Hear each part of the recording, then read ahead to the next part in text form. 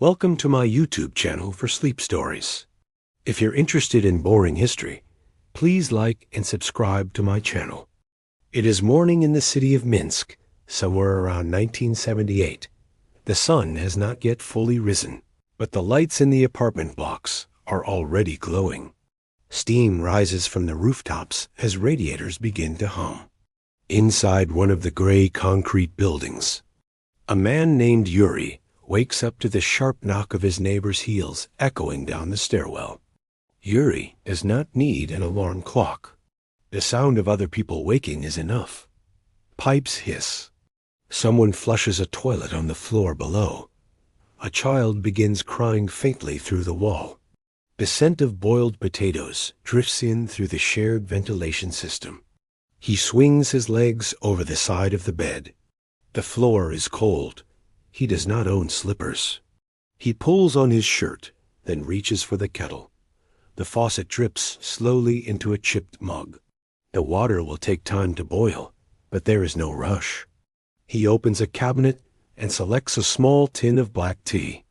There is only one bag left, but it will do. The kitchen is no larger than a closet. A single window shows the faint glow of other apartments. The windows across the courtyard are just like his square, identical gray. Curtains hang heavy and faded.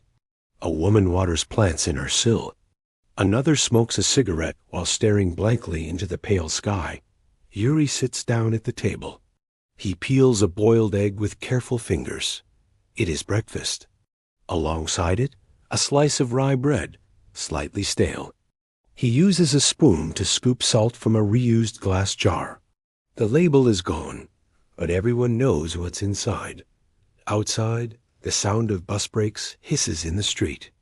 The trolley wires above the avenue spark slightly in the cold. A dog barks. Two women pass by carrying canvas shopping bags. They speak in low voices. One is laughing. The other does not smile. In the hallway, Yuri buttons his coat. The lining is thin, but functional. He picks up his briefcase, a brown leather rectangle with creases along the sides. Inside are two pens, one small notebook, and a state-issued worker's manual. He locks the door behind him and walks down 4 flights of concrete stairs. The elevator has not worked in weeks. Outside, the courtyard is half covered in slush. A boy is kicking a ball against the wall. An old man with a newspaper under his arm crosses slowly, tapping his cane. The air smells like coal and cabbage.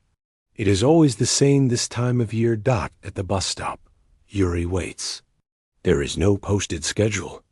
Everyone just waits. A young woman in a fur hat adjusts her scarf. A man with red hands holds a thermos close to his chest. Finally, the bus arrives. Its doors creak. It is already crowded, but no one complains. They step inside. They do not speak. The city moves slowly. Rows of gray buildings pass by. A propaganda poster shows a smiling farmer holding wheat in one hand, a wrench in the other. The snow on the sidewalk is covered in footprints. A policeman stands at the corner, motionless. No one meets his eye. At factory gates, Yuri steps off the bus. He is one of hundreds entering the building. Everyone shows their badge. The same faces, the same voices. A loudspeaker plays a patriotic melody over the courtyard. A woman behind a glass window checks names off a list. Inside, the walls are painted a pale green. The floors are lined with black rubber tiles. The fluorescent lights flicker. He changes into his work uniform in silence. A gray jacket, black boots, a number stitched onto his chest. By 8 a.m., Yuri is standing at his station. His job is simple. He inspects glass tubes for flaws. Each one must be identical. Any that are chipped or cloudy must be set aside. He does not rush. He does not slow down. The rhythm is familiar. By 10 a.m., his hands are covered in fine dust. He blinks under the harsh lights. A supervisor passes by. Neither of them speaks. On the wall, A red flag hangs beside a black and white portrait of a man with a stern mustache. Underneath it, a quote reminds workers that productivity is patriotism. Lunch is served in the factory canteen. A tray, a bowl of beet soup, a boiled potato, a ladle of thin stew, bread without butter, tea without sugar. The tables are metal. The chairs are bolted to the floor. No music plays. At 1 p.m., Yuri returns to his station. There is no clock on the wall, only the rhythm of repetition. One tube, then another, and another. By 5 p.m., the day is done. The workers file out, quiet and expressionless. Outside, the sky is gray. The same bus takes him home. Back in his apartment, Yuri removes his coat. The room smells of old furniture and radiator heat. He turns on the television. A woman is reading news in a flat voice. She speaks of harvest quotas and factory goals. No one looks directly at the camera. The screen flickers slightly. He pours another cup of tea. There is no sugar left. He eats a slice of cucumber on black bread. Then he sits by the window, staring at the courtyard. The lights come on in the apartments opposite his. The same curtains, the same rooms, the same lives, playing out again. He sets his cup down. The television hums. The radiator knocks faintly behind the wall. The city grows quiet. One light at a time. It is just another day in the Soviet Union. Asterisk, it is Saturday morning. Yuri wakes without urgency. There is no factory shift today, but he has another duty shopping for his week's essentials. Supplies do not wait. If he arrives late, the shelves will be empty. He dresses simply. A sweater with a small hole near the sleeve. Gray trousers. A canvas bag folded under his arm. He steps outside. The stairwell smells like damp cement. A neighbor's door is open slightly. Music plays softly inside a state radio broadcast, steady and slow. On the street, the line has already formed. Outside the state grocery store, people stand with patience. Coats buttoned to the neck, scarves wrapped tight. There is no conversation, only the quiet shuffling of boots against the concrete. A small sign taped to the window reads, "Potatoes, bread, canned fish, limited quantities." Nothing else is listed. No hours are posted. No prices. Yuri joins the line. A child in front of him rubs his hands together for warmth. His mother holds a ration book in one hand and a cloth bag in the other. Behind them, an old man leans on a cane and stares silently at the pavement. He has brought his own jar, hoping to find pickles. After 30 minutes, the door opens. The clerk waves in 10 people at a time. Inside, the air smells of salt, flour, and kerosene. The lights are dim. The shelves are mostly bare. A pyramid of potatoes stands in one corner. Beside it, a stack of dark brown loaves. Yuri selects a loaf of rye. It is heavy and dense. The crust is cracked. He places it in his bag. He moves toward the fish section. Only a few cans remain, stacked unevenly. The label reads, "Sprats in oil," printed in plain block letters. He takes 2, but the clerk behind the counter stops him. "1 per person," she says flatly. He nods and returns 1 to the shelf. He asks about sugar. The clerk does not answer. He asks again quietly. She glances over her shoulder, then opens a drawer. From it, she lifts a small paper packet. "You didn't get this from me," she says. He places a few rubles on the counter.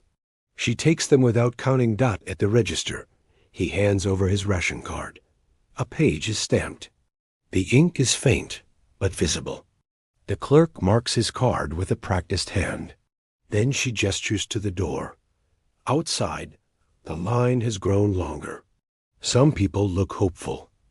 Others already know there will be little left. A woman passes by carrying a bag of onions and a string of garlic. Her face is expressionless. A young man stops to ask her what was inside. She does not reply. Yuri walks slowly home, his bag swinging gently at his side. A group of schoolboys pass by, laughing at something he cannot hear. 2 workers from the factory nod to him. He nods back. He climbs the stairs and unlocks the door. The apartment smells the same, warm but dry. A radiator knocks softly. He places the bread on the counter and sets the can of fish on the shelf. Later, he peels potatoes. He places them in a dented pot. The tap water is cloudy at first, but then clears. He adds salt, no spices, no oil. Just water and time. As the pot boils, he watches the television. An animated cartoon is playing. A fox and a bear discuss collective farming. The voices are slow. The music is cheerful. At the bottom of the screen, a banner scrolls. Remember your civic duty. When the potatoes are soft, he drains the pot and sits down to eat. He slices the bread carefully. He opens the can of sprats. A thin layer of oil glistens at the top. There is no hurry. The room is still. Outside, the courtyard is quiet. Snow has begun to fall again. Soft and slow. In this country, there are few surprises. The week repeats. But within the silence, there is a kind of order. And in the order, a kind of peace. Our story continues. And now we return to Yuri. Just after lunch, when the quietest part of the day begins, outside his apartment window, the courtyard lies still. A square of cracked pavement surrounded by buildings the color of old paper. Rows of balconies lean slightly forward, their iron railings lined with drying laundry, faded shirts, bedsheets fluttering faintly in the cold wind. A woman on the second floor leans over her balcony to shake a rug. It sends down a slow rain of dust. No one complains. This is how it's always done. Down below, the courtyard has its regular visitors. 2 grandmothers sit on a wooden bench, wrapped in thick coats with scarves tied under their chins. They speak in low tones, their words drifting into the air like slow-moving smoke. They talk about nothing urgent. The cost of beets last week, the frost on the windows, a cousin's recent letter from Leningrad. Nearby, a child in a wool hat pushes a stick through the slush. His boots are too big. He hums to himself, unaware of the stillness around him. His mother watches from behind a lace curtain. On one wall, a painted mural still clings to the bricks. It shows 3 smiling workers, one with a hammer, one with a book, and one holding a red flag. The paint is cracked now. The faces faded by winter after winter. There's a sandbox in one corner of the yard. In summer, it is filled with laughter. But now, it is frozen silent. A single toy shovel lies half buried in the snow. Yuri watches all this from his window. He knows this scene by heart. Nothing ever changes quickly. He sees the same neighbors, the same stray cat weaving through metal trash bins, the same broken swing creaking softly in the wind. He pours himself a small glass of tea. No lemon, no sugar. Just warm, dark liquid in a cloudy glass. Steam rises gently, fogging the window for a moment. He wipes it with the side of his hand. Then, he hears the piano. From the apartment next door, faint notes drift through the wall. A girl is practicing again. The same etude she plays every afternoon. Always beginning, always pausing, always starting again. Her teacher must live upstairs, because sometimes a firm voice interrupts between the chords. Then silence. Then the music resumes. The sound does not bother Yuri. In fact, it brings something soft to the air, something warmer than the radiator's clanks. He listens without moving. Somewhere far off, a factory horn sounds, a reminder of time passing, a cue for those on shifts. But not for Yuri. Not today. Outside, one of the grandmothers laughs softly. The other waves a mittened hand at someone. Unseen. The cat leaps into a metal crate and curls up, its eyes closing slowly. A crow lands on the mural, perching atop the worker's painted cap. It caws once, then flaps away, black wings cutting across the pale sky. Yuri remains at the window, watching, sipping, listening. The day folds into itself like an old letter. No loud noises. No sudden change. Just small motions in a slow-whirled dot, and still, the piano continues. A single line of melody, drifting, repeating, growing quieter, as the sun slips behind the chimney. Tops asterisk, our story now drifts to a street corner just beyond Yuri's apartment, where a familiar line has already begun to form. It is late afternoon, and the sky is the pale gray of tin. A chalky light hangs over the city, softening the edges of the concrete buildings and smoothing out the cracks in the pavement. The cold clings gently to every surface, like frost on a pane of old glass. There is a bakery just ahead. A squat, little shop with a wide front window.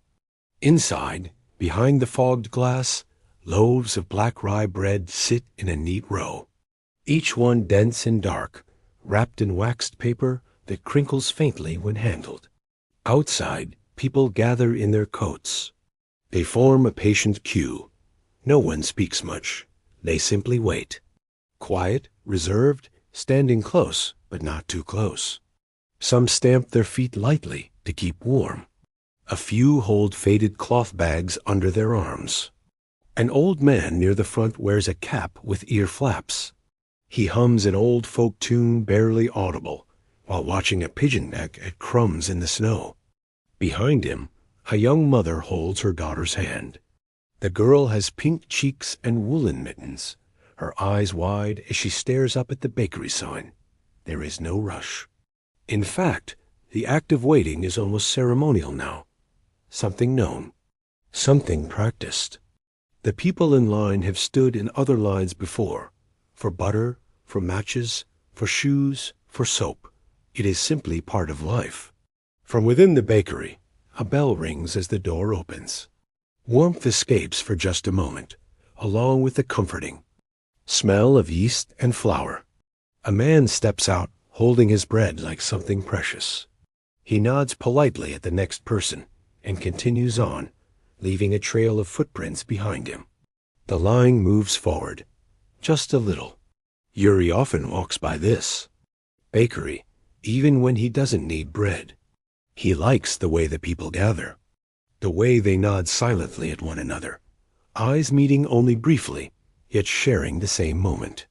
There is a strange calmness in the shared purpose, a small solidarity. Above, a row of icicles hang from a low awning, dripping occasionally as the day warms ever so slightly. They sparkle when a sliver of sunlight catches them, turning to glassy fire for just a blink, then fading again. The little girl in line begins to hum. The same tune the man at the front had hummed. It's an old lullaby. Her voice is barely above a whisper, but her mother doesn't hush her. Instead, she smiles and runs a gloved hand through the girl's.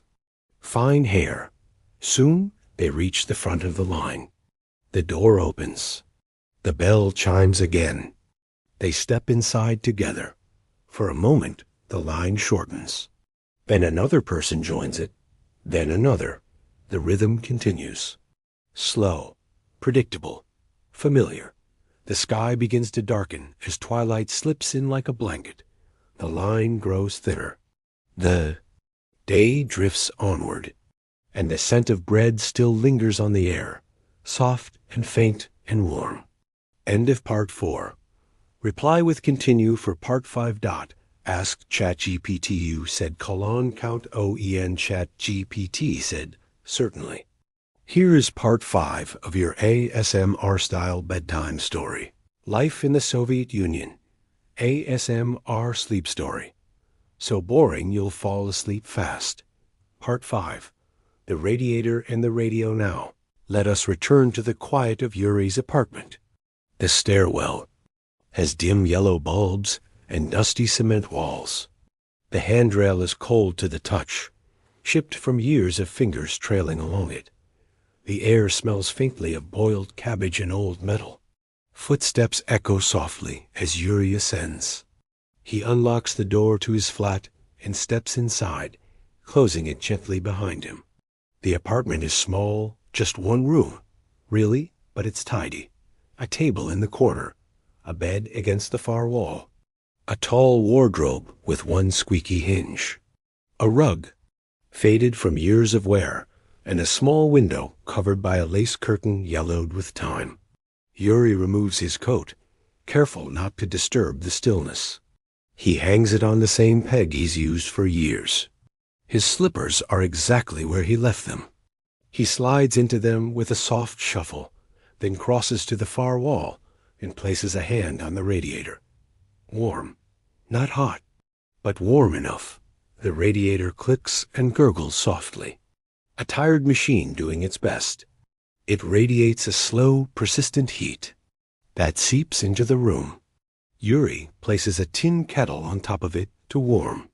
Not for tea, he has no tea, but just for humidity, to soften the dry air. In the corner of the room, an old wooden radio sits on a shelf. Its knobs are worn smooth. The fabric on the speaker is frayed. Yuri turns it on with a familiar twist of the dial, and a low crackle fills the air. Then music, faint at first, then steady. A gentle waltz, broadcast from some distant city. Perhaps Moscow, perhaps not. The notes are sleepy, slow, full of violins and slow-turning rhythms. He closes his eyes for a moment, just listening. Outside, the snow has begun again. Light flakes whisper down the face of the building. The window fogs slightly with warmth from the radiator. Somewhere below, a car starts with a choking cough, then falls silent again. Yuri places a hand on the windowsill, watching the slow drift of the world outside. Then, with a quiet sigh, he turns from the window, lights a small lamp, and reaches. For a book, it's not a new book. It's a worn volume of Russian poetry. The cover has curled edges, and the pages smell faintly of cardboard and ink. He opens to the middle, not looking for any poem in particular, but letting the lines find him. His lips move as he reads silently. The words are soft, melancholy, a memory in verse. Each stanza is slow and still, like snowflakes landing on a field that will never be walked upon.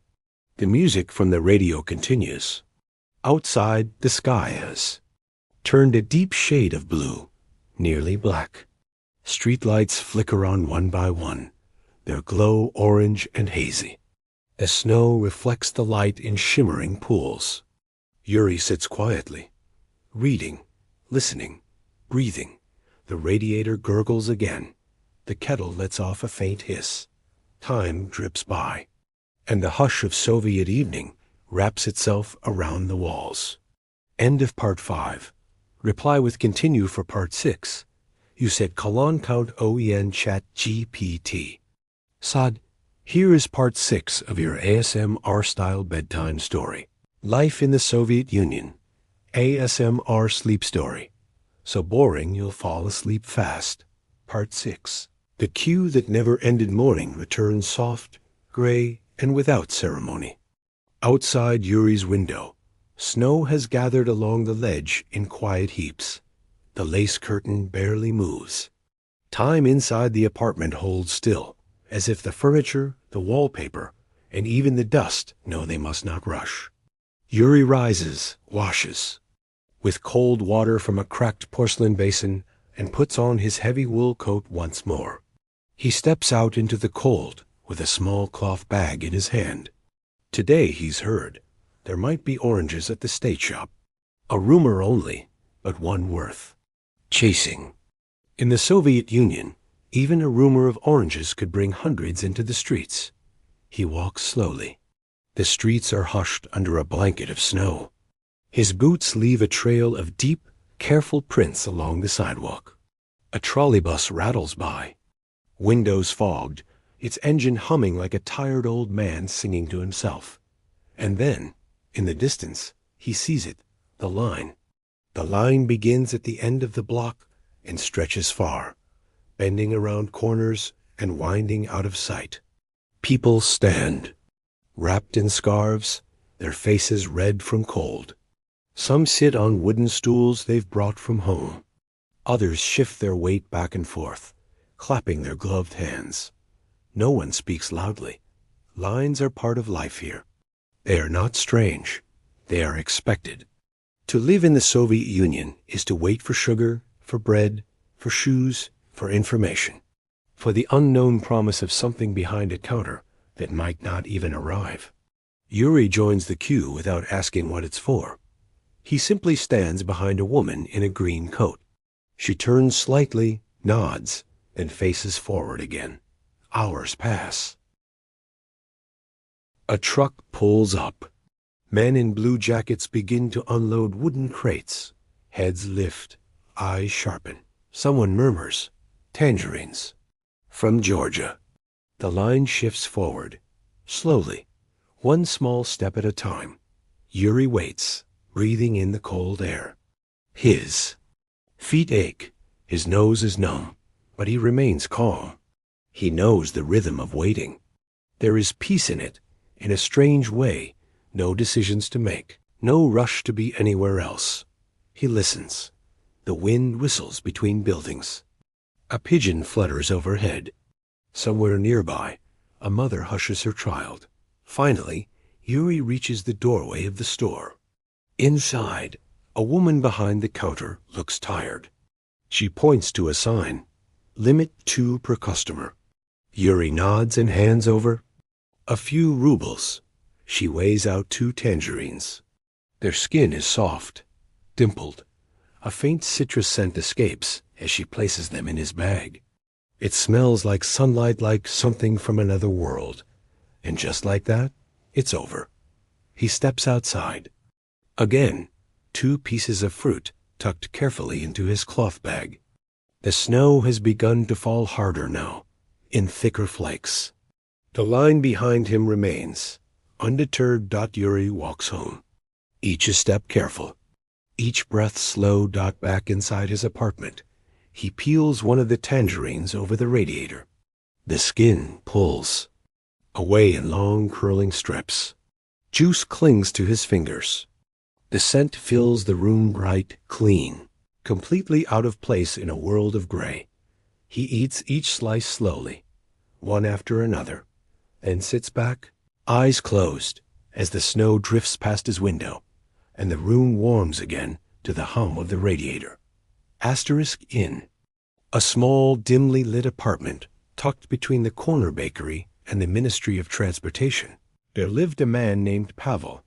His apartment was just 2 rooms, and in one of them, covering nearly every available surface, were radios. Big radios with wooden frames and glowing, green tuning eyes.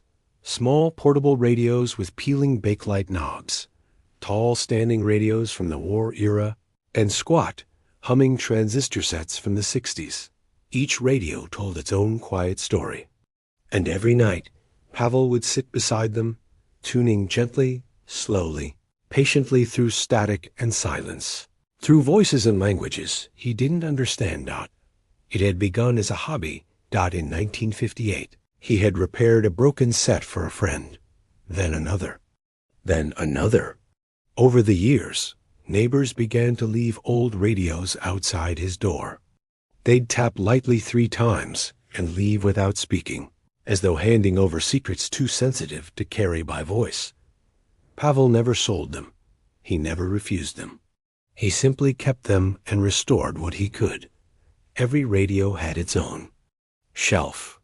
Each had a small handwritten tag with the year it was built, the factory where it was made, and any notes about its quirks.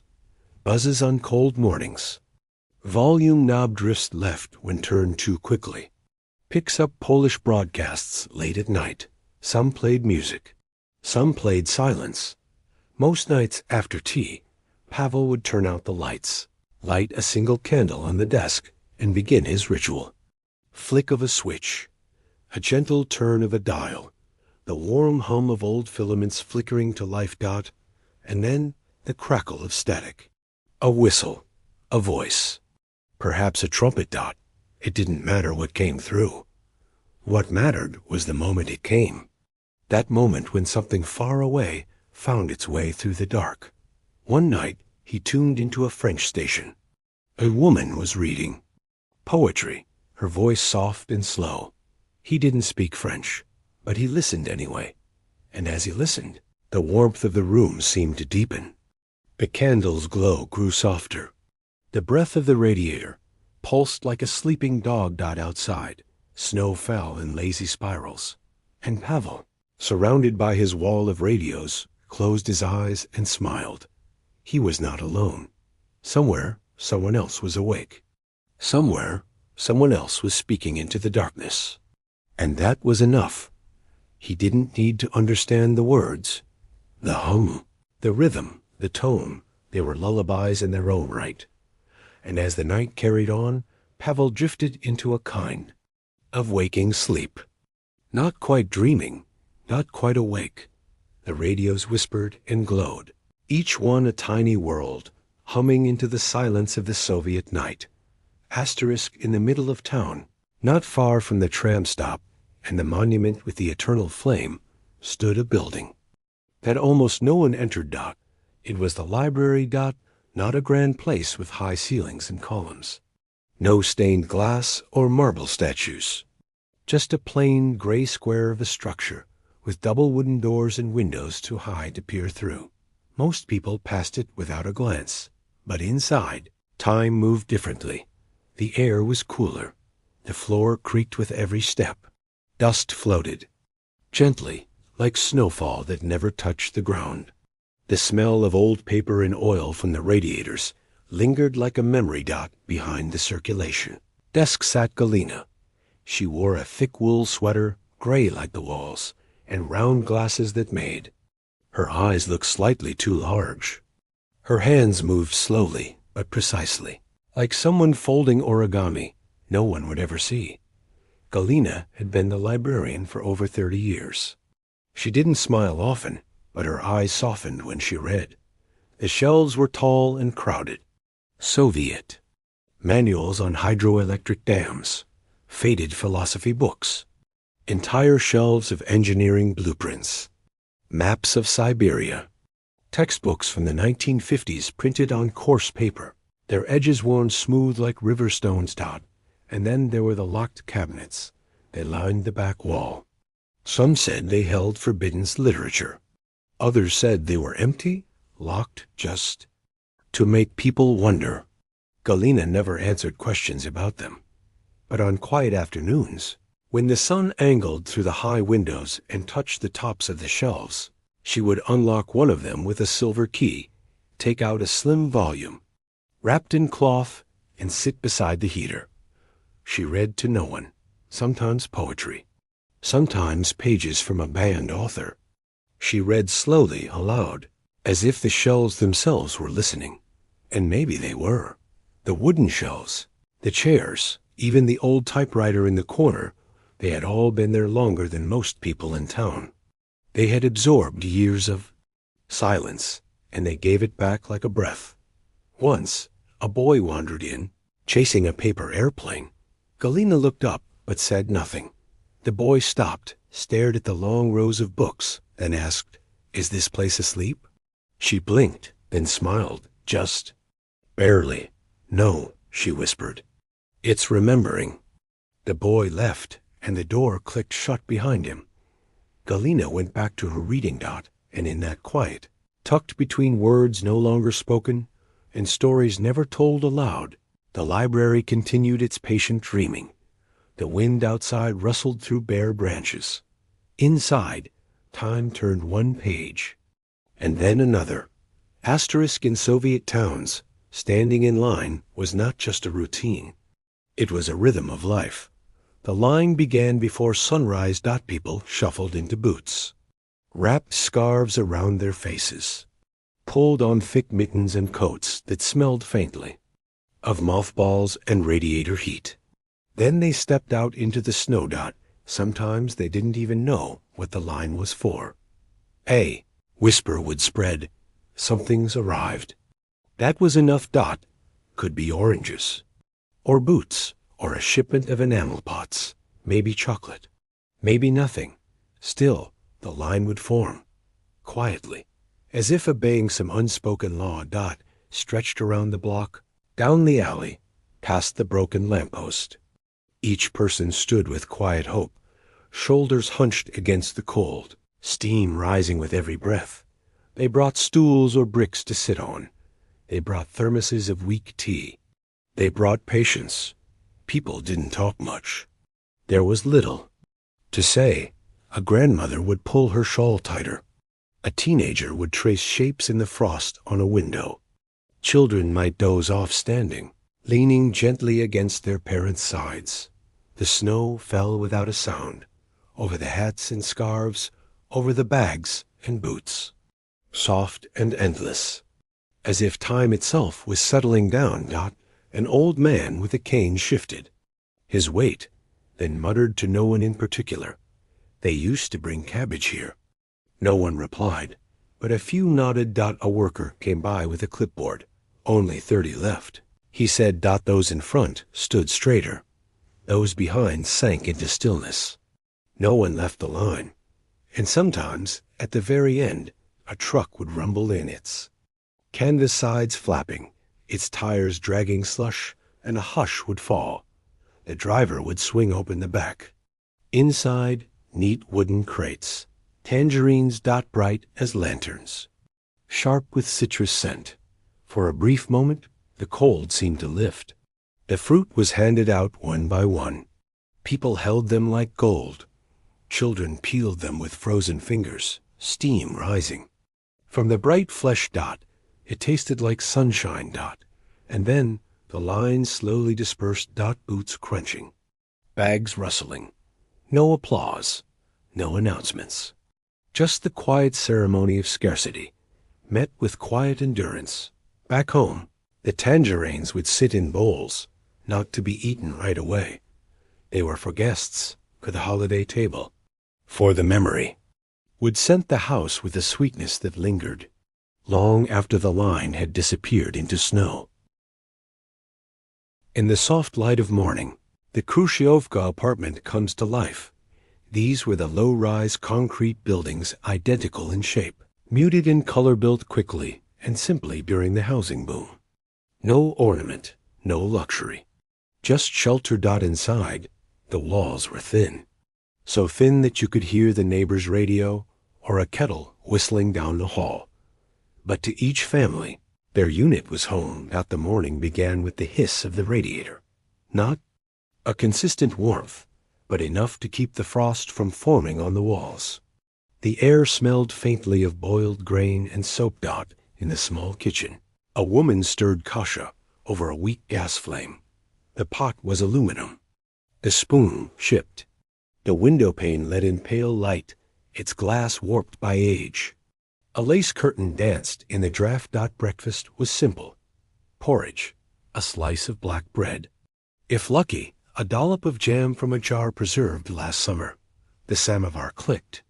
As it heated, tea was steeped strong, poured into glasses held in patterned metal holders. The glass was always hot to the touch. You learned to hold it from the rim. Children pulled on school uniforms, their collars stiff with starch. They packed their satchels with notebooks covered in rough gray paper, pencils whittled down again and again. The hallway echoed with doors opening, footsteps on creaky tiles, the rustle of winter coats. In the stairwell, neighbors murmured greetings. Some offered a nod. Others said nothing. Privacy lived in silences. The elevator, if there was one, worked slowly, its buttons loose, its light dim. Outside, a pale sun barely lit the icy courtyard. Clotheslines swayed in the cold. Concrete benches stood dusted in snow. A rusted seesaw creaked gently with the wind, though no child was near. And yet, within this gray, a kind of steadiness lived, a predictability, a rhythm. Day after day, the same steps repeated. The same walls enclosed, the same kettle whistled in the morning. And in this sameness, people built memories. The hallway where a child took her first step. The window where an old man sat for years, watching pigeons on the rooftop. The shelf where a radio played the same Soviet songs. Again and again. It was not grand, but it was home. Asterisk, just beyond the cluster of Khrushchevkas stood the neighborhood school. A plain building with faded paint and wide, drafty hallways. Each morning, lines of children in woolen coats and knitted scarves formed beneath its towering doors. The scent of damp mittens and old textbooks lingered faintly in the entrance hall. Inside, the floors were linoleum, scuffed and cold underfoot. The classrooms were arranged identically, rows of desks bolted in place, all facing a blackboard dusted in chalk. The teacher's desk stood at the front, tidy and square, its drawers locked. At the top of every wall hung a portrait of Lenin. His calm eyes watched from above. Always. The morning lesson began with a hymn of duty and anthem, sung not too loudly, not too softly, just enough to echo gently off the plaster ceiling. Children sat with spines straight, hands folded, notebooks open. The pages were coarse, the lines uneven, but each student did their best. Letters were shaped slowly, carefully. Ink pens were dipped, blotting just a little. Outside, snow continued to fall. It pressed silently against the windows, softening the edges of the world. The radiator clicked in its corner, offering little warmth, but some comfort in its repetition. A map of the Soviet Union stretched across one wall, its size immense, its details dense. The teacher, her voice steady and low, pointed out rivers, republics, mountain chains. Kazakhstan, Belarus, Ural Mountains. Each name was practiced, repeated in whispers by the class. At recess, boots clomped down stairwells. Children rushed into the courtyard, their breath turning white in the air. Some tossed snowballs. Others dug tunnels in the snowbanks lining the fence. There was laughter, but not too loud. A soft kind of joy, folded neatly between the rules. After break, it was back to arithmetic. Chalk tapped gently on the board. A student was called forward. He walked slowly, carefully solving a long division, his cheeks still pink from the cold. The teacher watched. She did not smile, but she nodded, and that nod was everything. The day passed in this rhythm: lesson, break, lesson again. Then came the packing of bags, the tying of scarves, the return to snow-filled streets. As the students left, the corridors emptied, growing still once more. Only the sound of wind remained, brushing against windows that had seen decades of winters pass by. Asterisk, on the corner near the tram stop stood a small wooden kiosk.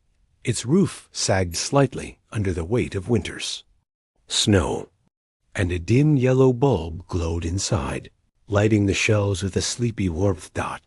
This was where neighbors bought their bread, their matches, their cigarettes wrapped in paper packets, their weekly newspaper. A little bell jingled softly whenever the wooden window slid open. The woman inside the kiosk had cheeks like apples, rosy and round. Her coat was thick, her voice gentle. She always greeted each customer the same way: short, quiet, and polite. Inside the kiosk, the shelves were neat. Boxes of tea stacked in perfect rows. Chocolates wrapped in foil glinted in the low light. Sunflower oil bottles stood like quiet sentinels, labeled in plain print. Behind the woman, tiny drawers held change kopecks worn smooth by countless hands. Each transaction was simple. People waited patiently, even when the line grew long in the snow. Sometimes the kiosk had something unexpected: mandarins from Georgia, their scent sharp and bright. Sometimes there were none at all, and that, too, was accepted with a nod and a quiet turning away. Children pressed their noses to the glass, peering at sweet biscuits shaped like coins or stars. if they had enough change. The kiosk woman would slip one into a tiny paper bag and smile just once in the corner of her mouth. The kiosk was part of the day, as familiar as the bread on the table or the steam on the kitchen window. And when the shutters closed in the evening, they did so with a soft click. The light dimmed behind them. The street lamp buzzed faintly above, casting a long shadow across. The path. The kiosk slept until morning. Its shelves quiet, its bells silent, its presence constant. It was Thursday afternoon, and the air was heavy with steam. Inside the banya, or communal bathhouse, every surface glistened from the tiled floors to the dripping wooden benches worn smooth by generations. The scent of birch branches soaked in hot water drifted through the air, earthy and sharp. People arrived in thick coats, carrying small bundles wrapped in towel, soap, slippers, a change of underwear, and if they were lucky, a bottle of shampoo from Poland. The bathhouse was divided by sound. Laughter echoed from the men's side, where steam was thick as fog, and voices called out in familiar tones. On the women's side, it was quieter. Soft voices murmured behind wooden partitions as steam hissed from the furnace, wrapping everything in warmth. You could hear the gentle slap of wet feet on tile, the hollow splash of water from metal buckets being poured over tired shoulders. The ritual was the same for everyone. A rinse under warm water, a long sit in the heat of the sauna room, then the slap of Venet-bundled birch twigs brushed gently or firmly against the back to encourage blood flow and loosen tension. Faces glowed red. Eyelids grew heavy. Time slowed. No one rushed in the bathhouse. After the sweating, there came the splash of cold water, poured quickly from large barrels or tapped from metal spigots along the wall. Some stood outside briefly, snow underfoot, steam rising from their skin like spirits disappearing into the pale gray sky. And then the washing. Soap foamed in tin basins. Hair was rinsed in slow motions. Fingers pruned. Backs relaxed. The warmth settled into muscles, like sleep sinking into the body. When the bathers dressed again, it was in silence. Fresh clothes, dry socks, hair slightly damp, but skin clean and flushed. The way home, the world looked slower. Somehow. The snow fell gently, if at all. The streets were quieter. And under the glow of the yellow street lamps, people walked home cleaner, warmer, and somehow more at peace. On a quiet corner of a Soviet neighborhood, under a flickering street lamp, stood a green metal PAYPHONE. It hummed faintly when idle, a soft electric buzz that no one noticed after a while. The phone's receiver was heavy and warm in winter, ice cold in summer. You needed a coin, or later, a telephone token, small, round, and carried in the deep corners of handbags and coat pockets. Phone booth itself had no walls, only a metal stand and a simple shade overhead, like a forgotten birdhouse for people. People queued quietly. No one shouted or cut the line. Calls were timed. You had a few minutes to say what mattered. Tell your sister you got the parcel. Remind your husband to bring bread. Call your grandmother, just to hear her voice. Conversations were quick and to the point, but even then, the phone line crackled with a soft, grainy hum that made everyone lean in a little closer. Speaking quietly, as if the line itself was listening, everyone assumed someone might be listening. Tapping, they called it. Not always, but sometimes. So words were chosen carefully, like stepping stones across a slow-moving stream. People huddled over the receiver, their breaths fogging in the winter air. Gloved hands cradled the metal casing, as if warming it with touch alone. The numbers on the rotary dial clicked one by one, each a slow rotation and release, echoing in the cold. Those waiting behind stood, politely, stamping feet to stay warm, looking down the street instead of staring at the person on the line. Sometimes, when it snowed hard, the phone booth was the only splash of green left in a whitewashed world. A familiar landmark, quiet companion to many brief hellos and soft goodbyes. After the call, the receiver clacked back into place. Another person stepped forward. And the cold metal rang again with a low, distant hum. Asterisk in the entryway of every Soviet building, schools, libraries, museums, there was a place called the cloakroom. It wasn't just for hanging coats. It was a quiet ritual of arrival. You stepped into the tiled vestibule, brushed snow from your boots, and handed over your heavy winter layers to the attendant behind the counter. Each coat came with a small metal tag, sometimes wooden, sometimes chipped plastic. Numbers etched in faded paint. 56, 102, 74. The tags jingled faintly as they were handed out, cold in the palm, always slightly damp. Behind the counter, rows of thick coats hung like sleeping giants. Dark wool, corduroy, worn fur, smelling faintly of old perfume, damp mittens, and machine oil. Hats were lined neatly on shelves, shonkas with soft ear flaps, knit caps with stretched-out brims, sometimes marked with a name sewn in thread. Scarves were folded carefully, tucked in woven baskets, sorted by color if the attendant was having a tidy day. The attendant sat in a little wooden booth, usually with a thermos of black tea and a crossword puzzle. They almost never smiled, but they always knew where your coat was. Sometimes children would pretend they forgot their number, just to watch the attendant sigh and gesture to the corner. They'd wait patiently while the worker scanned every hook, mumbling softly. Eventually, your coat would turn warm from hanging among so many others. Sometimes with a lint-covered candy wrapper left in the pocket from last time, putting it back on was a small moment of comfort. You buttoned it up slowly, one thick snap at a time.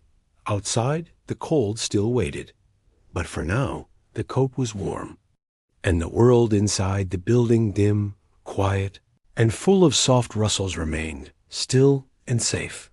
Asterisk tucked between crumbling apartment blocks and trolley stops. Soviet libraries were sanctuaries of hush and dust. Their doors creaked open into tall, shadowed halls.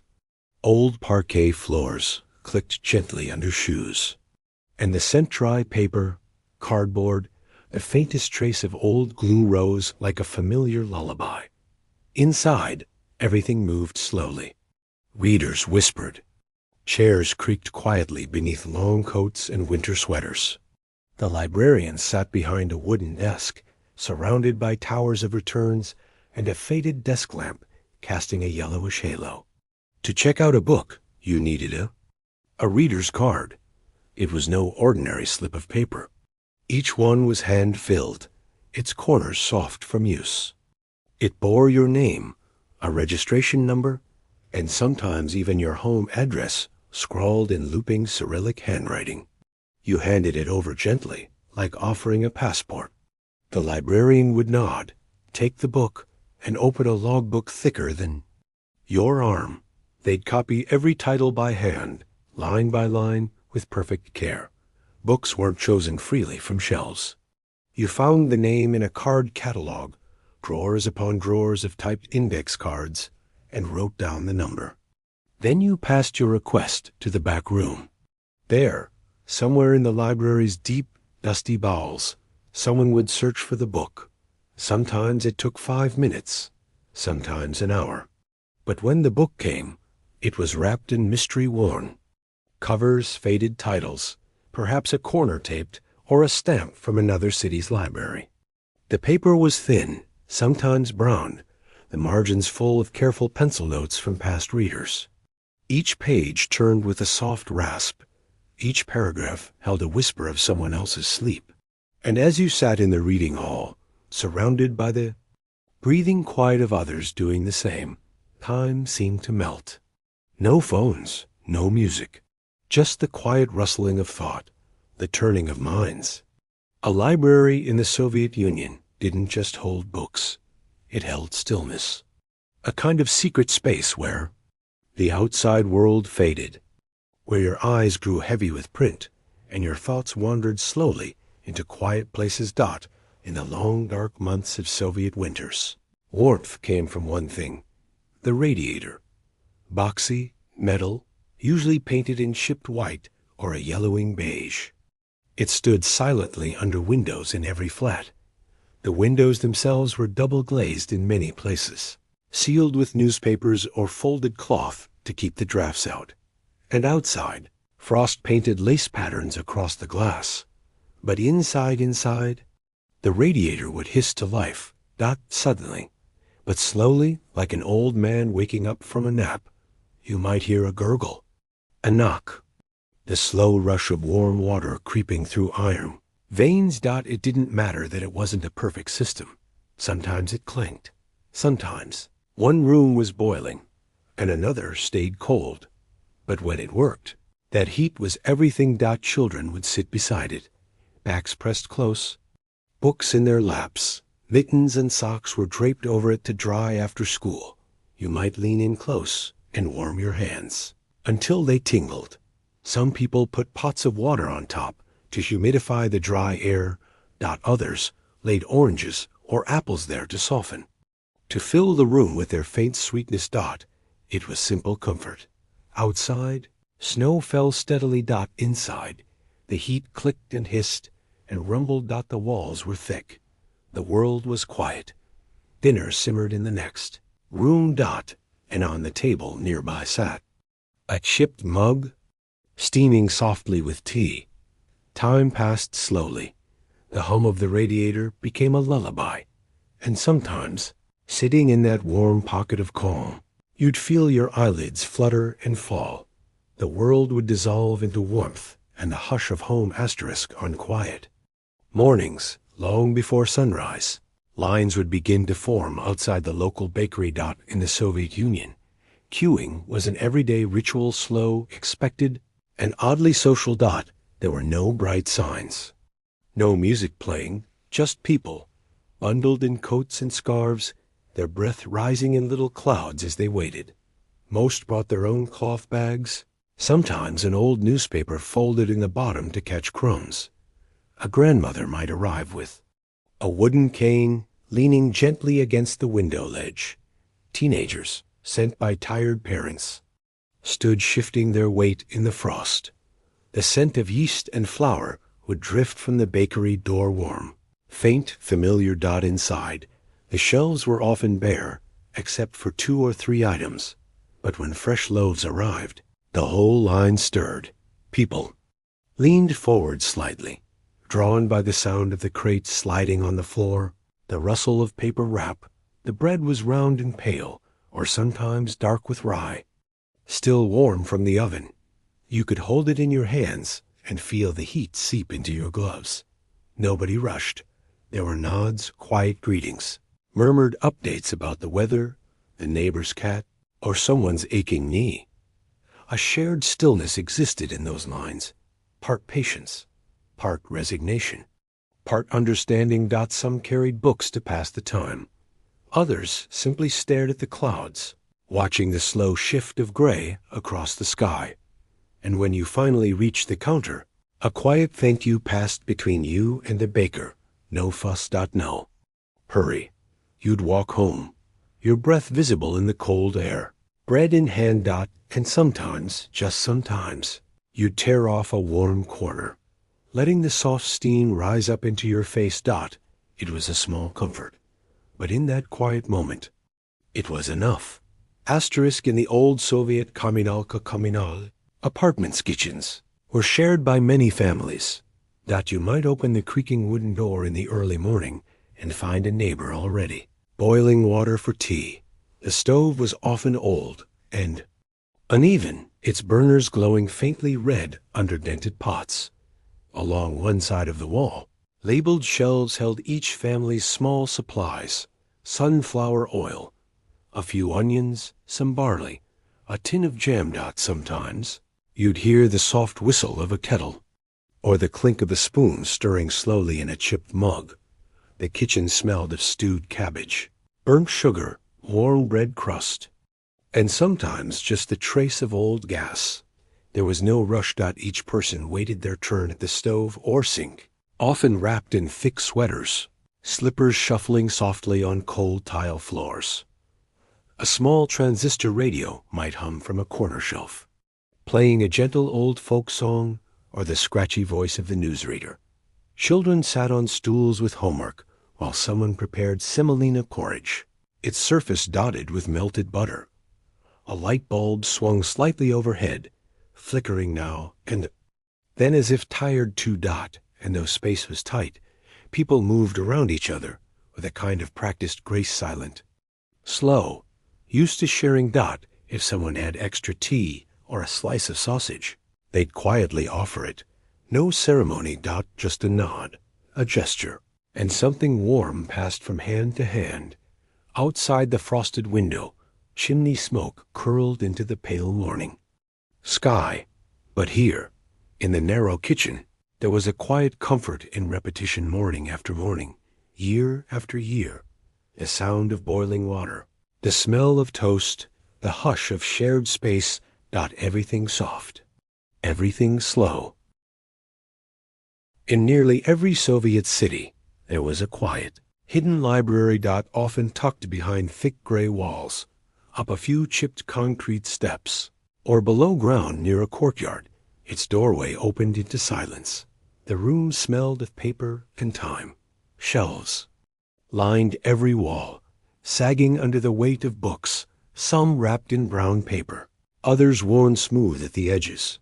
Inside, the air was always cool, not cold, not warm, just still, and the sound nearly nothing, only the hush of a turning page, the soft tap of shoes on tile, the occasional clearing of a throat, quiet and polite.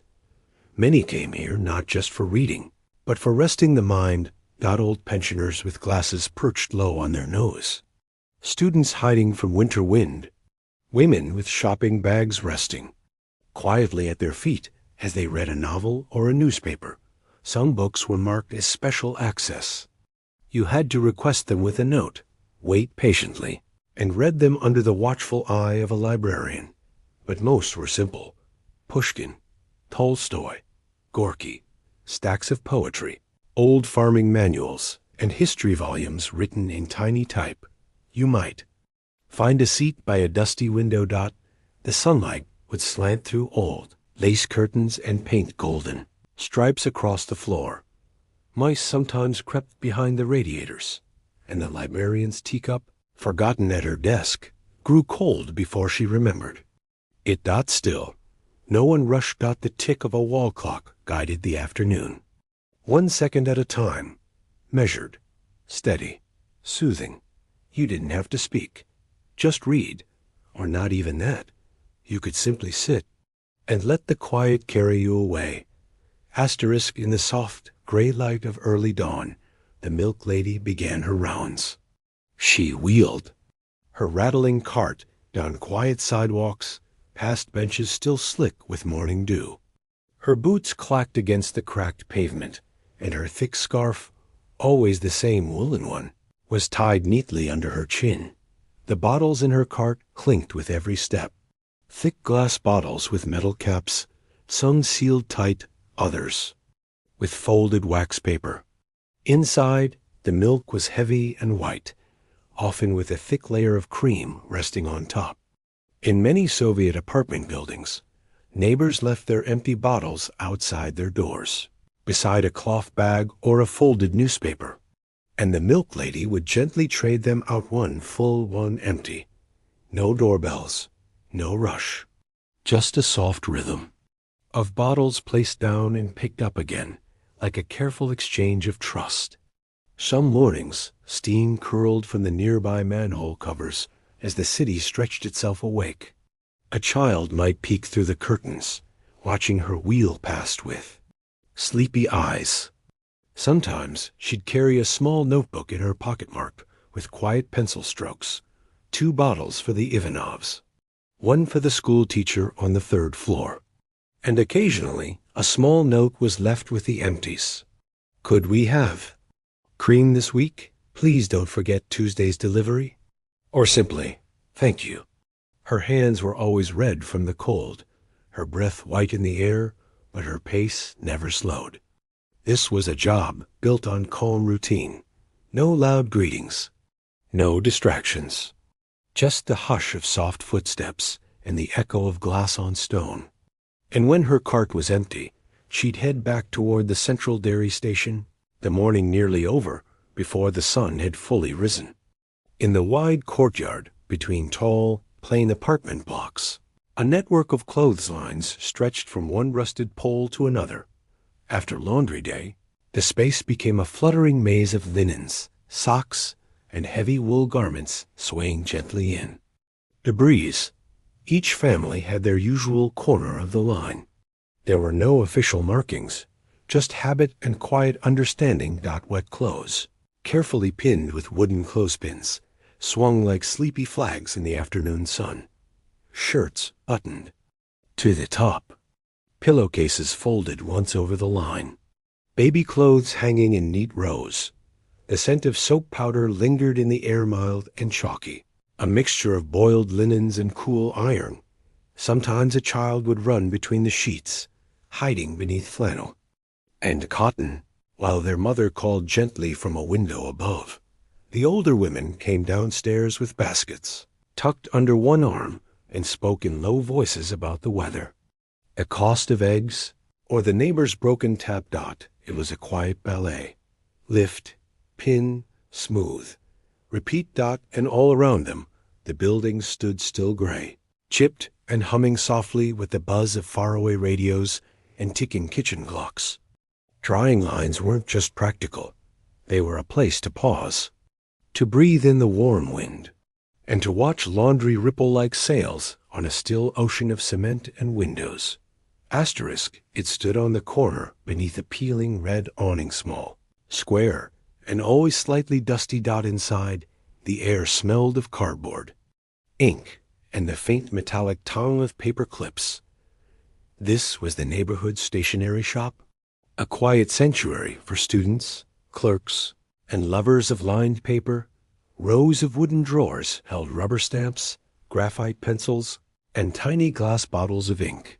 The shelves were lined with exercise books, each pale green or blue, stitched along the spine with thin white thread. Children wandered in with coins in hand, eyes wide at the sight of erasers shaped like shoes and miniature rulers made of brass. The clerk wore glasses on the tip of her nose and moved slowly, calmly, as if every customer's choice was sacred. Wanting a pen meant discussing nib size. Choosing a folder meant running your hand across its spine. And every item, no matter how small, was wrapped in a whisper of brown paper. Some came in just to browse, to linger over a rotary pencil sharpener, or test the softness of a brush for ink lettering. The rhythm was quiet, the creak of a floorboard, the scratch of a price being penciled into a ledger, the sigh of waxed paper folding shut. In a world of shortages, the stationery store offered small luxuries, notebooks waiting to be filled, ink bottles waiting to be tipped, and silence, soft and steady, like the turning of a page before sleep. In nearly every Soviet city or village, there stood a place of steam and silence, a banya, the public bathhouse. Each week, families packed their towels and soap, walking through quiet streets with a rhythm of routine and care. The entrance was always warm, humid air drifting through tiled halls like a whisper from the past. Lockers clinked softly as people slipped out of worn coats and folded their belongings neatly. Inside, everything echoed gently, the splash of water, the brush of birch branches, the muffled laughter between steam clouds. The steam room was its own world, dim, with wooden benches that smelled of heat and history. Men and women sat quietly, letting the heat soak into their bones. Eucalyptus or pine oil would sometimes be added to the water ladled onto the hot stones. And when that steam rose, it was like a fog of dreams. Birch twigs Venek were used to lightly tap the skin, improving circulation. A ritual of rhythm and care. Soft thuds, the hiss of steam. A lullaby of heat. Afterward, they cooled down with icy water, sometimes stepping outside, barefoot in the snow, cheeks flushed. Then, back to the benches, a towel over the shoulders. A cup of hot tea in hand. The bathhouse wasn't just for cleansing. It was a pause, a slow return to the self, and in that damp, sleepy warmth, stress melted like frost against a window pane. The old stone walls held centuries of silence, and within them, everyone found a little peace. Asterisk in the heart of every Soviet town, just past the post office, and beside the government square, was a familiar sight, the Stolovaya, or state-run cafeteria, painted in shades of beige and pale blue, its windows always fogged from inside, the glass blurring movement like a watercolor. At lunchtime, the doors swung open to welcome quiet lines of workers, students, pensioners, each holding a metal tray. No rush, no hurry, just the slow rhythm of familiar routine. The menu rarely changed. Bowls of borscht with sour cream, kasha, cabbage rolls, a glass of compote, that gently sweet fruit drink, ruby red and served lukewarm. Behind the counter, women in white aprons moved slowly, ladling soup, slicing rye bread, setting down cutlery with soft clinks. Conversations were hushed, just the gentle scrape of chairs, the occasional cough, the sound of spoons against enamel bowls. The food was simple, predictable, and in that predictability, there was comfort. A worker might sit with his back to the radiator, steam rising from his soup as snow gently fell outside. A student might quietly read a page from a dog-eared book between spoonfuls. The room smelled of boiled potatoes and laundered linens.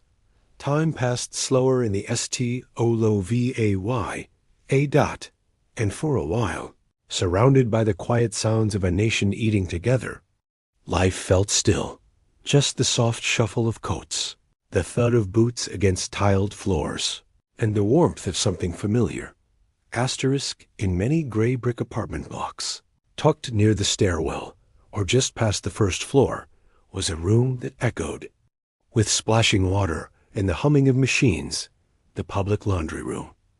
A space neither grand nor grim, just part of life. There laundry baskets sat lined against the tiled walls, each filled with carefully folded piles of clothes. The scent of soap powder drifted gently in the air-clean, chalky, and faintly floral. In the corner, a squat machine rumbled, its rhythmic whirring steady and hypnotic, as though spinning time itself. Women stood quietly beside their wash, arms crossed or tucked into cardigans. A babushka would sit with her ankles crossed, knitting slowly, while her linen swirled behind the glass porthole. No one was in a rush. Laundry took as long as it took. The heat of the room made cheeks pink and breath slow. Water dripped softly from hoses, and baskets creaked as they were moved gently across the floor. When the wash was done, clothing was shaken out one slow, piece at a time, and pinned to the drying lines that crisscrossed ceiling like webs. Shirts hung beside stockings. Towels beside children's pajamas. And as they dried, the clothes would sway ever so slightly in the draft from the open window. A moment of peace, a shared quiet between neighbors, where warmth and soap and stillness filled the space. Asterisk early one morning, a heavy rumble rolled through the courtyard. A coal truck had arrived. The back of the truck was piled high with black lumps that looked like broken glass. Men in thick coats and leather gloves stepped down one by one, each with a shovel. They worked in silence. Shovel after shovel, coal slid down a wooden chute into the basement below. Inside, the furnace awaited. A single man stood in the boiler room, his face glowing from the heat. He accepted each scoop of coal, tossing it into the roaring fire. The warm air rose through iron. Pipes carried to every radiator in the building. In each apartment, Breath visible in the cold corners would fade as warmth crept back into the walls. Outside, the courtyard remained still, dusted with frost. Neighbors offered nods to the workers, then returned to their routines. A child fed bits of coal to a toy steam engine on the ground. He watched the men work with wide eyes, imagining fire-breathing machines. When the delivery was done, the chute was removed, and the men climbed back onto the truck. The engine idled once, then roared to life and rolled away, leaving only the echo of metal and concrete. Downstairs, the boiler man closed the heavy hatch on the furnace. He wiped sweat from his brow. He stepped into the cool corridor and walked back to his coal scuttle for one more shovel dot, and in the apartments above, the radiators began their gentle hum.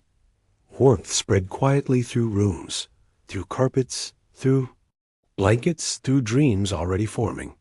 Asterisk, as dusk settled, Yuri steps onto the tram at the corner stop. The vehicle's metal frame creaks softly under his weight. Inside, the seats are hard, covered in dark vinyl that smells faintly of old raincoats.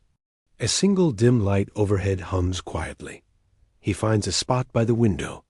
The glass is streaked with salt and grime from winter roads. Outside, street lamps cast pale circles on the packed snow. The tram lurches forward with a gentle jolt, the wheels clattering against the tracks in steady rhythm. Across the aisle, a woman holds a newspaper folded low. Her lips move as she reads headlines about harvest yields and factory quotas. A child beside her dozes, bundled in a small coat too big for her frame. She leans her head against the window, breath fogging the glass. The tram slows at each stop. Doors open with a sigh of metal, and passengers step off, their boots crunching in the thin layer of snow on the floor. New riders take their place, exchanging silent nods before settling into the bench seats. Yuri watches the buildings pass by rows of identical blocks fading into darkness. One tower's window glows with yellow light. Someone is ironing, or perhaps reading.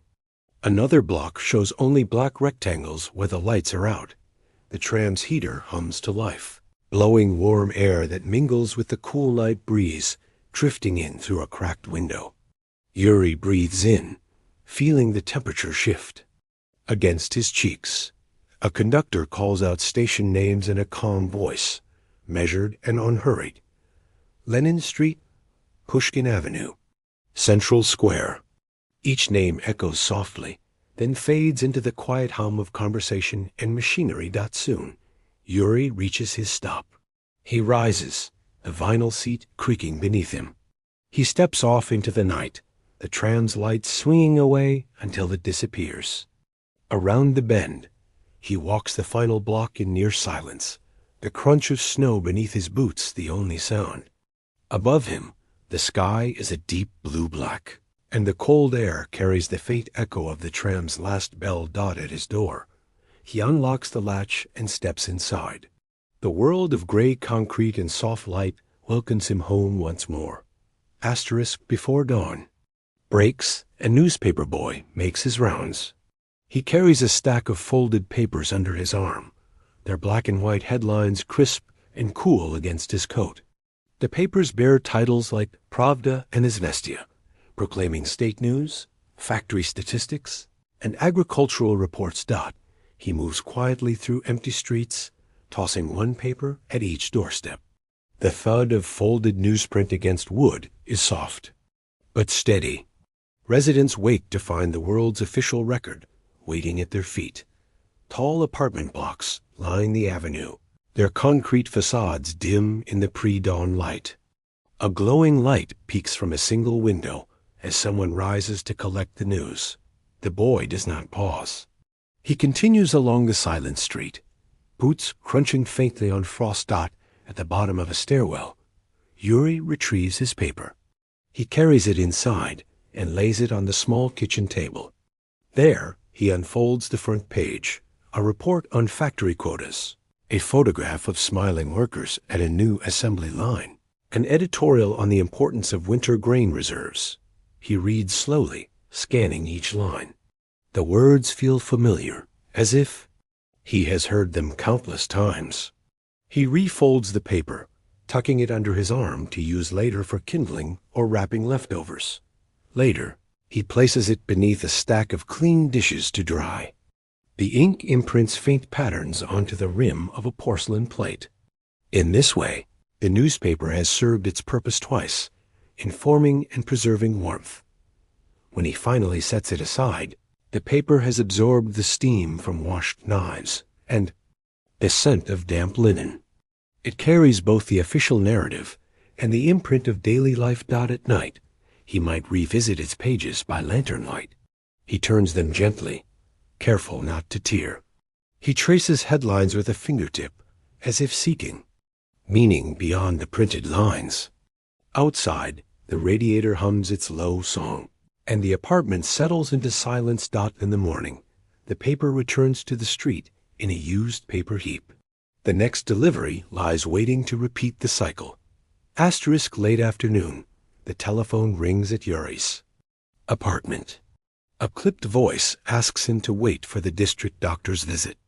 In the Soviet Union, home calls were common for those with chronic ailments or limited mobility. Yuri settles into a straight-backed chair. He glances at his wristwatch. Simple metal timepiece wound each morning. After a short wait, there's a soft knock. The doctor enters, wearing a long white coat, its fabric faintly starched. She removes her cap and places a small black bag on the table. Inside are neatly arranged glass vials, a stethoscope, a reflex hammer, and a stack of blank prescription forms stamped with the clinic's emblem. Without fanfare, she listens to Yuri's chest. Her stethoscope's rubber tubes are cool against his neck. Each breath she hears is recorded, though nothing alarming emerges. She asks a few questions in a quiet tone. How are you sleeping? Appetite? His answers are brief. This is a routine. Check. Nothing more. Next, she measures his blood pressure with an old mercury sphygmomanometer. The glass column rises steadily. She makes a small note on a slip of paper and folds it in half. Before leaving, she offers a prescription for vitamins and inhalation simple treatments distributed at the neighborhood pharmacy. She folds the papers and hands them to him without comment, then slips on her coat and steps into the corridor. Yuri hears the elevator's soft humming as she descends. He waits until her footsteps fade, then folds the note carefully and places it on the kitchen table, beside a chipped mug and the evening loaf of bread.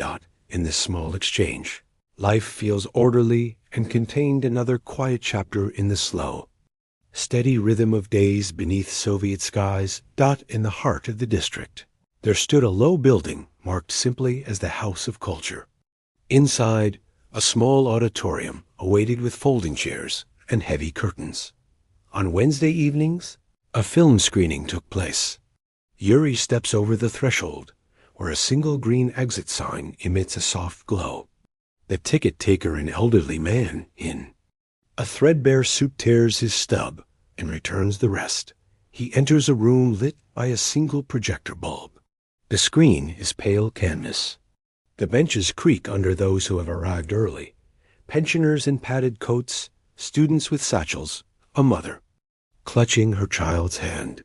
The lights dim. The film begins a documentary on tractor production in Ukraine. Grainy footage shows long assembly lines, workers tightening bolts, tractors rolling off the line into dust clouds. No narration plays. Only the projector's mechanical whirl and the faint rustle of coats shifting as viewers settle. Yuri watches the monochrome images. He recognizes the metal frames of tractors he's seen passing through town on flatbed rail cars. The camera pauses on a single worker's serious face, wiping sweat with a rag. After 20 minutes, the film ends. The projector clicks off. A hush falls, no applause. Just a collective rise as everyone stands and files quietly toward the exit. Outside, the night air is cool. Street lamps cast halos on wet pavement. A group of neighbors exchange polite nods, but say nothing. The door closes behind them with a soft thud. On his walk home, Yuri passes the empty courtyard. A stray cat wanders between the parked cars. The sky is clear, revealing slivers of stars hidden by city lights. He reaches his apartment building and pauses for a moment, listening to echoes of the projector that still linger in his mind. Then he climbs the stairs and unlocks his door. Inside, the lamp on the table is the only light. Yuri pours himself a final cup of tea. On the small radio, static gives way to a traditional folk song. He sips, watching ripples of warmth spread. Through the cup, another quiet evening ends. The world beyond remains still, contained within gray walls and patient routines. Yuri glances at the wall clock as it ticks toward 10. The apartment feels still under the glow of a single table lamp. He stands and walks to the small hallway mirror, adjusting his collar before moving to the kitchen sink. He rinses his cup. Under a short stream of lukewarm water, careful not to splash, then places it upside down on a towel beside the sink. The faucet's drip is steady once every 2 seconds, and feels like a metronome marking the end of another day. In the corner, Mashka the cat stretches and yawns, her paws kneading the rug as if checking for its softness. Yuri bends to scratch behind her ears, and she blinks slowly in return.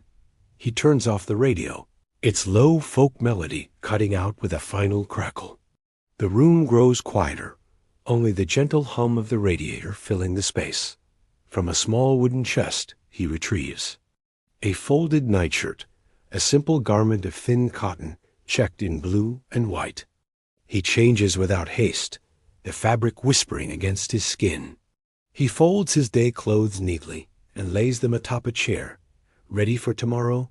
Yuri crosses the room to the window. He opens it a crack, letting in a breath of cold night air. The lace curtain moves slightly, brushing the windowsill. He tilts his head and listens.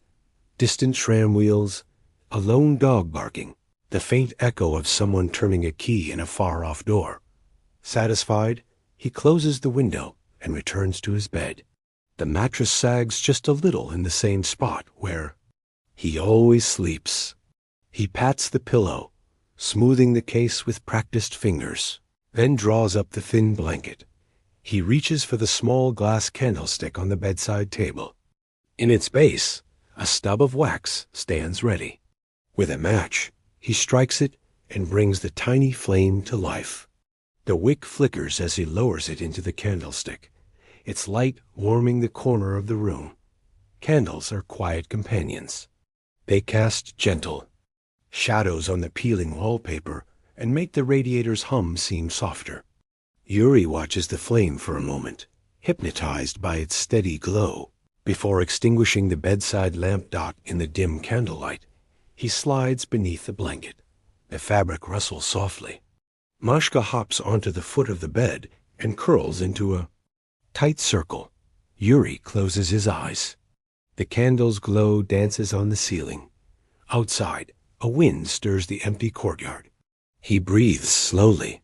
The day's routines settle around him like old friends. And as the candle-guttering flame fades to embers, the room grows dark and still. Before dawn, a hush falls over the sleeping apartments.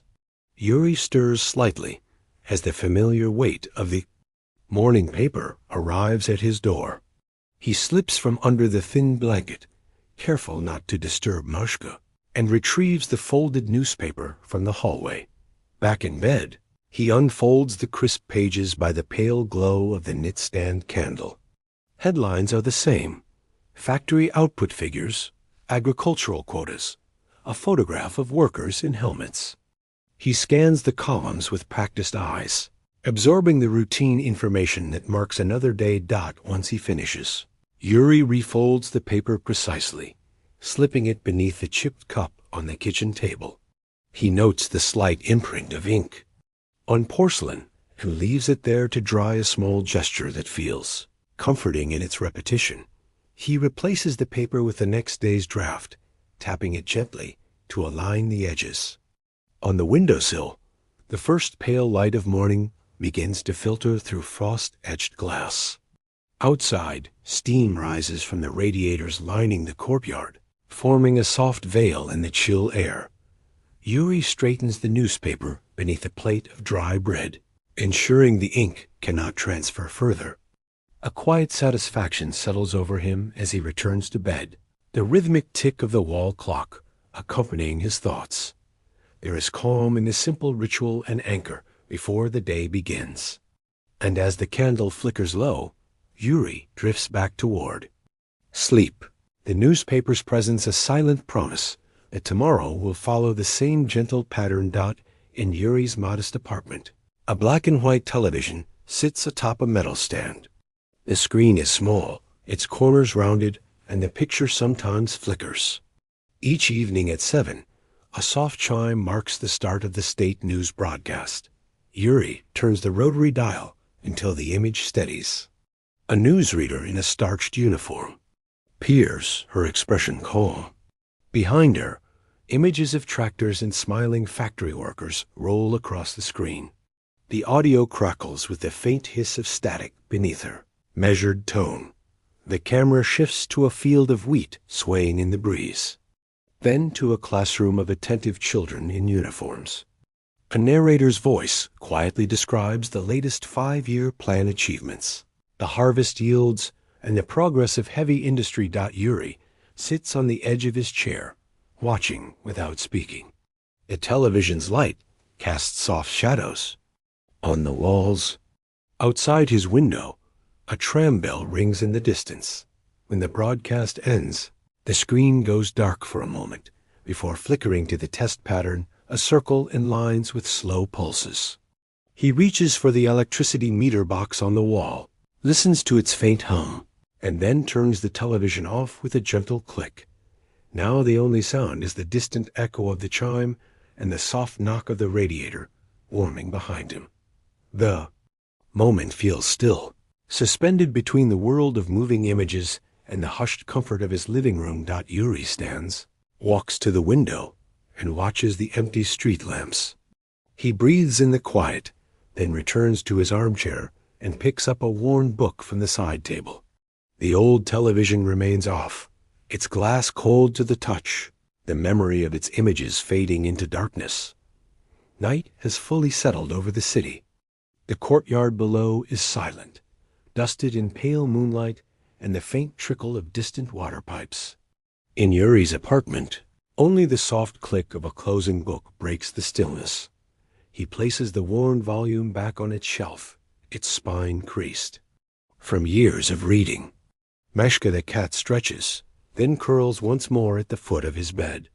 The radiator beside the window rumbles softly, carrying warmth through the room. Yuri stands and walks to the small wooden table where his candle stub remains. He brings a match to it, and the tiny flame flares up, illuminating the pale wallpaper and the chipped porcelain cup beside it. He watches the glow for a moment, then blows it out, leaving only the memory of light. In the final hush, he hears the gentle drip of the faucet in the kitchen sink and the distant hum of the streetcar wires. A soft breeze drifts through the slightly cracked window, carrying the brittle scent of frost and metal. Yuri steps to the bed and pulls the thin blanket over himself. He feels the familiar weight of the wool, the slight scratch of fabric against his skin. His coat and shoes are neatly laid out by the door, ready for tomorrow's quiet routine. He closes his eyes. The day's simple motions, waiting in line, sifting flour, turning book pages, listening to radios gather together in his mind like small, gentle echoes. They repeat in a slow, soothing loop. The last sound is the radiator's soft sigh, like a lullaby that has played 1,000 times before. And as the world outside rests under layers of frost and sleep, Yuri drifts into calm dreams, carried by the peaceful rhythm of life in a place where nothing ever changed quickly, and where that very stillness became the sweetest invitation to sleep.